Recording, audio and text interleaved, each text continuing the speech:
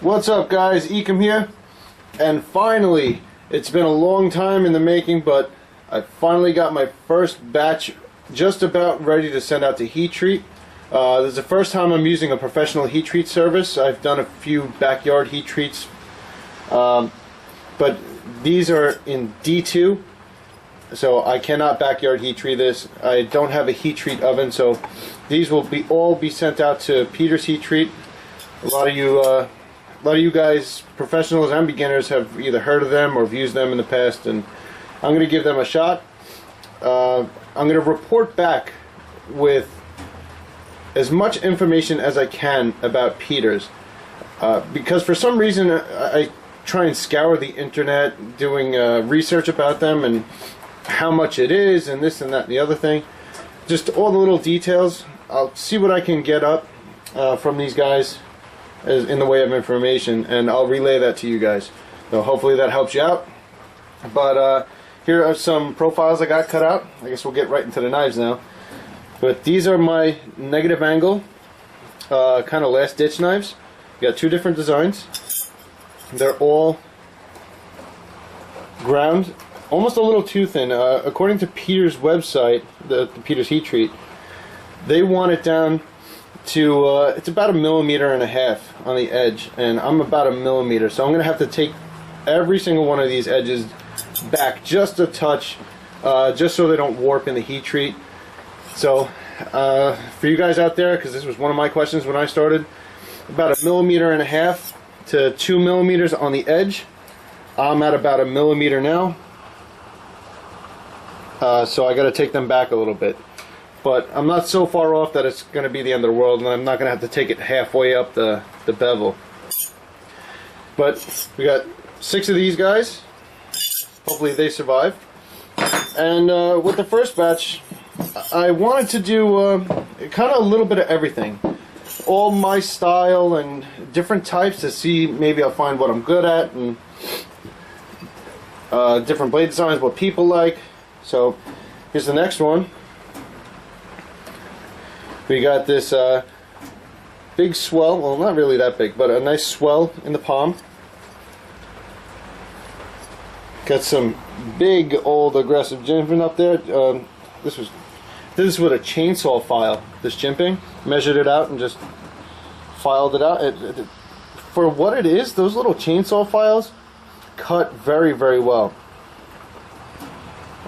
This one, again, I'd have to take it back like the others. But as you can see, the grind lines came out pretty close. Now, they're not going to be perfect, and I'm not really concerned with that because they are going to heat treat and I have to regrind them anyway. But because this is D2 and I have minimal machine capabilities here, I have to get them as close as possible because D2 is a wear-resistant steel. And if you leave yourself a whole bunch of work after heat treat, it's going to be a nightmare from what I understand. Okay, on to the next one. This is a little 3-inch blade.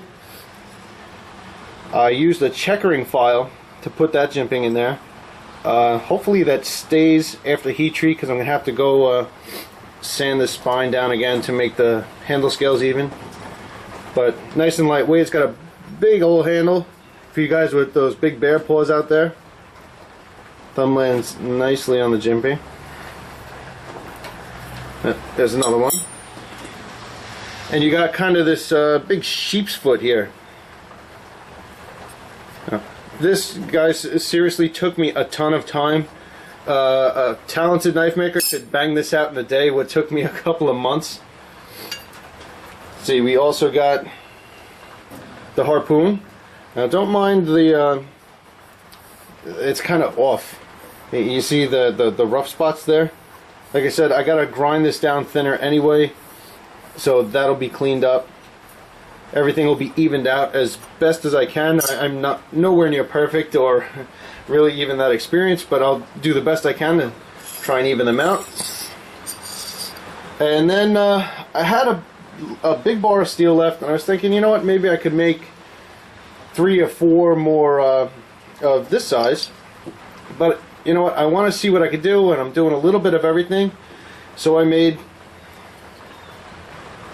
this guy. It's a big monster. Don't mind the, like I said before, don't mind the rough spots. That's going to get taken care of after heat treat.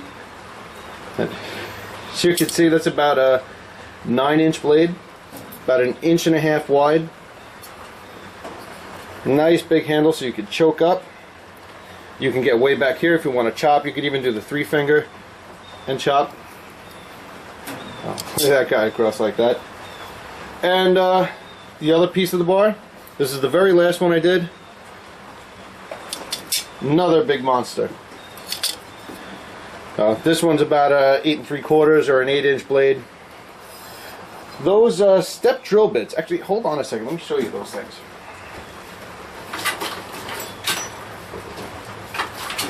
Bear with me. These guys, these step drill bits you see in the stores, they're kind of expensive. This is a cheapo Harbor Freight one, but they work really, really well for cutting out the holes. I mean, you see how clean those holes are. I wouldn't cut out your pinholes for them, but the holes to lighten up the blade, right there, came out very, very clean.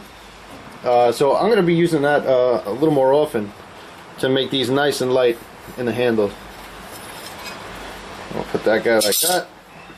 And that's about it, guys. That's my first batch. Let me know what you think.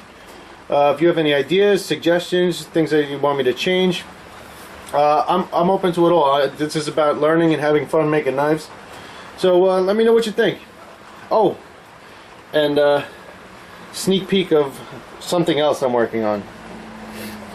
I'm not going to elaborate on that. I'll make a separate video on this. Alright guys, I'll catch you on the next one.